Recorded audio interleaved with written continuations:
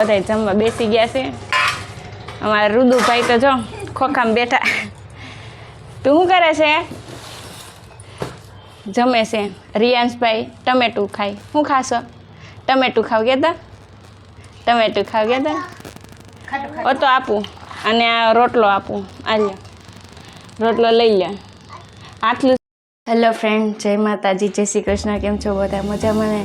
જો કે હવે બપોરના 12 વાગી ગયા છે ને રસોઈનો ટાઈમ થઈ ગયો છે ને હું જો બનાવું છું રસોઈ. અત્યારે બનાવવાનું છે સુકળ સોળીનું શાક.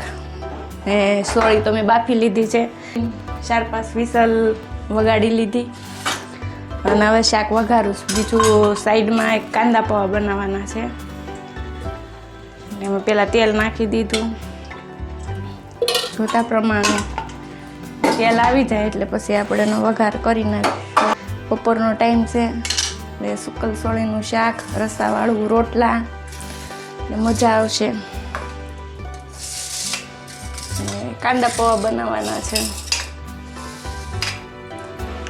બપોરે 2-3 વસ્તુ હોય અત્યારે લસણ નાખી દેવાનું હોય. પડી ગયો એટલે પછી લીમડો નાખી દીધો. લીમડો નાખી પછી છે ચપટી હિંગ નાખી દેવાની. પછી ટમેટું,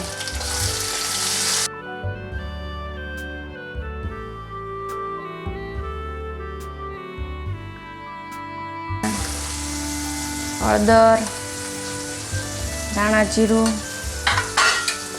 બાફામાં મીઠું નાખ્યું હોય એટલે પછી આ વઘારમાં ઓછું નાખવાનું, થોડુંક જ નાખવાનું. નકર શાક ખારું થઈ જાય પાછું.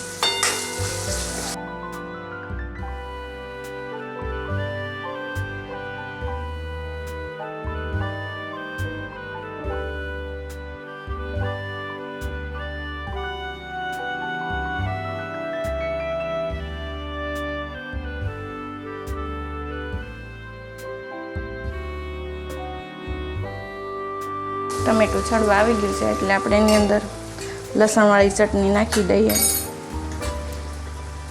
તમારે જેવું તીખું ખાવું હોય એવી લસણવાળી ચટણી નાખી દેવાની. લસણ ન ખાતા હોય તો કોરી પણ નાખી દેવાય. લાલ મરચું પાવડર નાખી દેવાનું.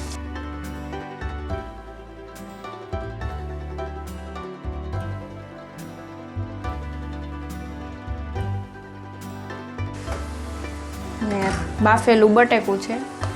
બાફેલું બટેકું ચોળીના શાકમાં નાખીએ ને એટલે એનો રસો એકદમ ઘાટો થાય અને શાક સરસ લાગે.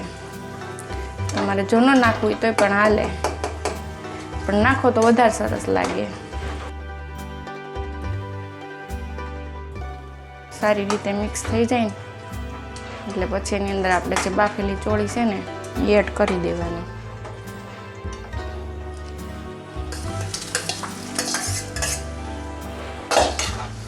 પછી બધું મિક્સ કરી લેવાનું, એકદમ સરસ હલાવી લેવાનું શાક. પ્રમાણે થોડુંક એમ લાગે કે આ ઘાટું થઈ જાય, જે પડ્યું રહે એટલે બટેકું હોય એટલે પછી થોડુંક વધારે ચોળી બાફેલી પાણી નાખીએ એટલે પછી થોડુંક શાક ઉકળે રસો એટલે ઘાટું થઈ જાય. પછી 2 મિનિટ સડવા દેવાનું. શાક આપણું ઉકળી ગયું છે અને હવે એની અંદર નાખી દઈએ ઉપરથી લીલા ધાણા. કાંદા પૌવા બનાવવા માટે તેલ આવી ગયું છે. એમાં જીરું એડ કરી દીધું છે. જીરું આવી જાય એટલે એમાં હિંગ એડ કરી દઈએ.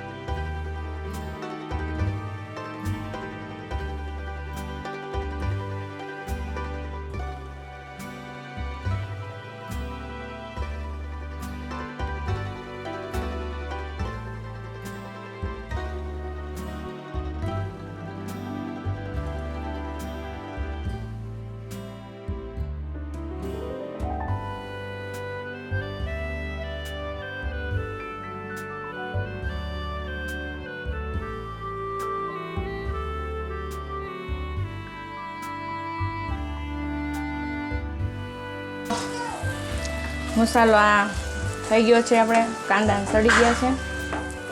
ને પૌવા મેં અહીંયા પહેલેથી પલાળીને રાખ્યા છે. પહેલાં પલાળ્યા, પછી 5 મિનિટ જેવું રહેવા દીધું ને પછી પાછા એક વખત પલાળ્યા, એટલે એકદમ સરસ પૌવા પલળી જાય આપણા.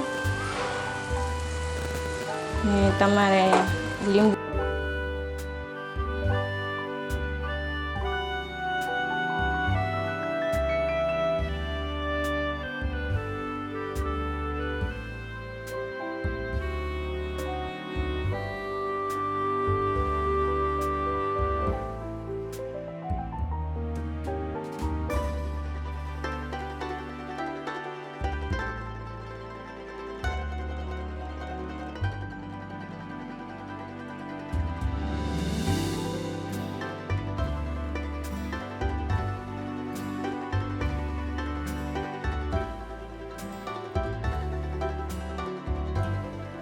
કાંદા પૌવા બની ગયા, ચોળીનું શાક બની ગયું, રોટલા બની ગયા.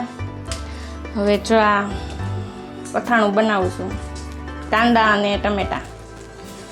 એની અંદર પછી મીઠું, ધાણા જીરું અને છેજ મરચું. ચોળીનું શાક હોય ને કઠોળનું, ગમે તે કઠોળનું, એની હારે કાંદાનો ટેસ્ટ કંઈક અલગ જ આવે.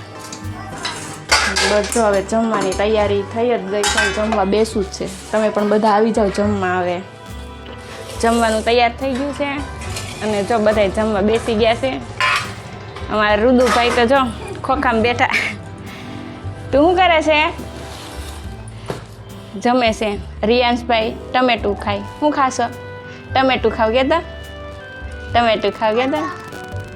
ઓ તો આપું, અને આ રોટલો આપું. આ લે રોટલો લઈ લે, આટલું છે.